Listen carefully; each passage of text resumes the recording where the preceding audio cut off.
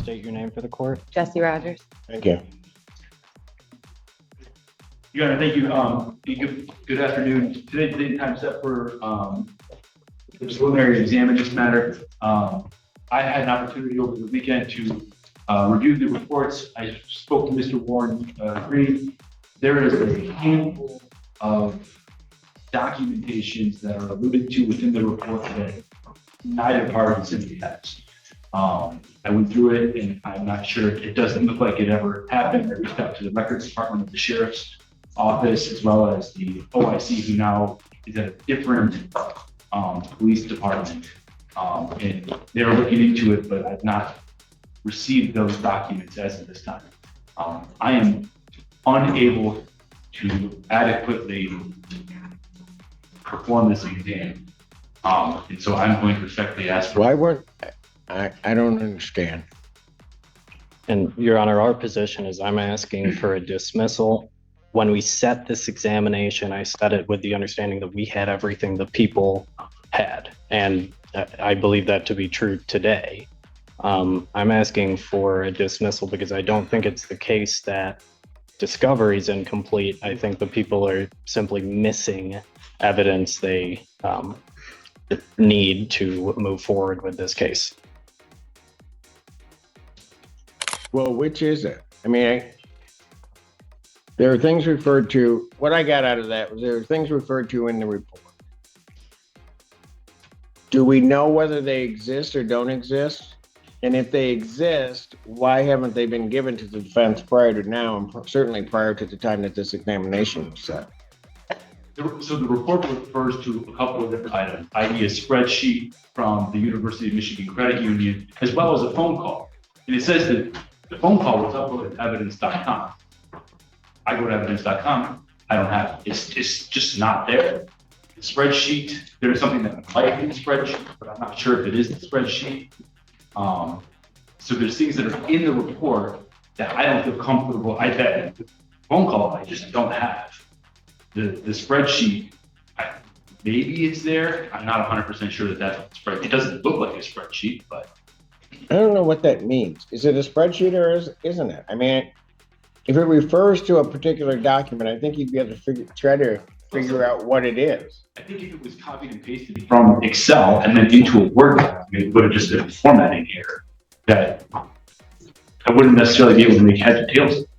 And Your Honor, what the defense is in possession of is what purports to be the complainant's banking app records. Those are contained in what is a spreadsheet, and that was produced. What I think the people are missing is Verizon records that are mentioned in the report, but were not produced, are not in the people or the prosecutor's office possession, and certainly haven't been turned over to the defense. I believe we have everything they have.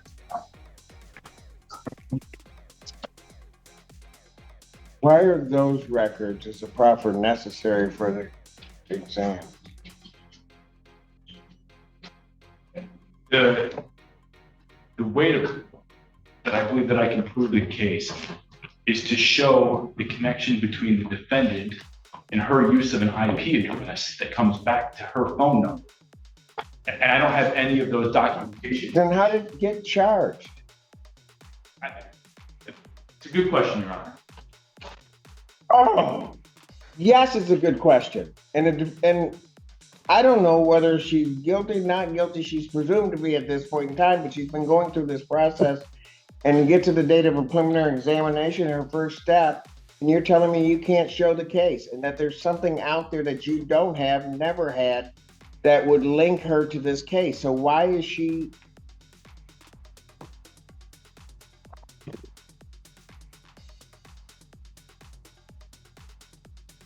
I'm going to grant the defendant's motion. This case is dismissed. It is without prejudice. So, ma'am, you need to understand that they can bring the case back, but I'm going to give you fair warning. You bring it back, you better be ready to go. You better have everything that would tie this defendant to this case, or there are really going to be problems. Thank you. Thanks, Your Honor. Thank you, Your Honor. Or it does call the case People versus Dylan Chapman. Your Honor, Alexis Klumai, Assistant Public Defender, appearing with and on behalf of Mr. Chapman. Mr. Chapman, could you state your name for the record? Dylan Chapman. Thank you.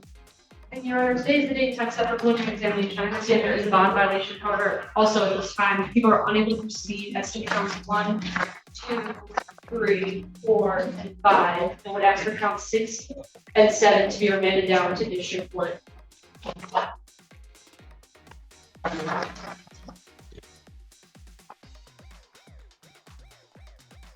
So you're unable to proceed on 1 through 5 Correct. and would like 6 and 7 down. Got it.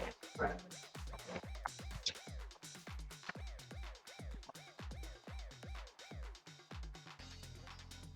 Counsel, you're moving to dismiss counts 1 through 5. Yes, Your Honor. Continue to defendants not guilty, plea yes to count 6 and 7. Set this matter for pretrial. January 29th, 10:30 for Judge Fresh-Hour. That date might change. There's an in custody thing. We'll see, but you got the 29th right now, correct? Yeah. Got it. What time? 9? 10:30. 10:30. Before Judge Fresh Hour. As to the bond violation, Yes, Your Honor, I have had an opportunity to discuss the violation with my client. He has provided me with an explanation that he feels comfortable with me sharing with the court.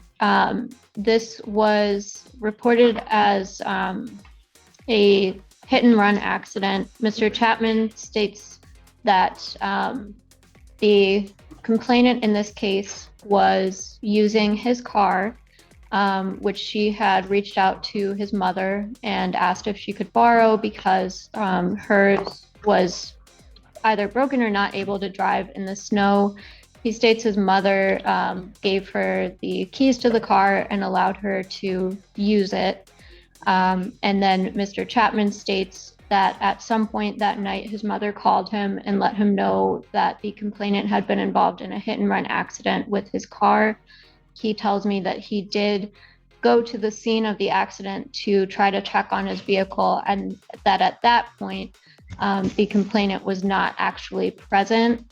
It's unclear to me in the report at what point in time the police made contact with the complainant because it was a hit and run accident. I'm not sure if contact was made at the scene or later on, and there's not a whole lot of detail there. So Mr. Chapman is asking that the court consider keeping his personal recognizance bond in place, given that explanation, and potentially setting for a pretrial and bond violation combination in front of Judge Fresh Hour so that if there is more detail that needs to be provided, Judge Fresh Hour could consider that. Your Honor, at this point, I have concerns given the nature of that bond violation with his wallet, his other property being in the car. He's not there. I would have concerns about contact with the victim, being there with her, especially given the nature of the charges. At this point, I've asked that he be remanded on the bond violation. Your Honor, again, the only thing I will add is that Mr. Chapman explained to me that his wallet and other items were in the car when his mother provided the car to the complainant. So again, he's just asking that the court Really? consider. Yes, Your that Honor. his wallet, ID, and all of his everything is still in his car. Yes, Your Honor. Clean sheet.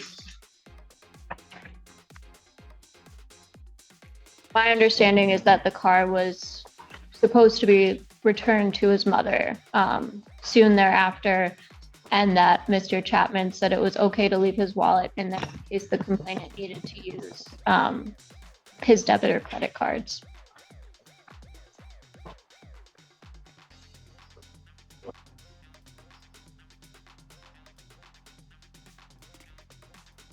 So how close was he when this vehicle crashed?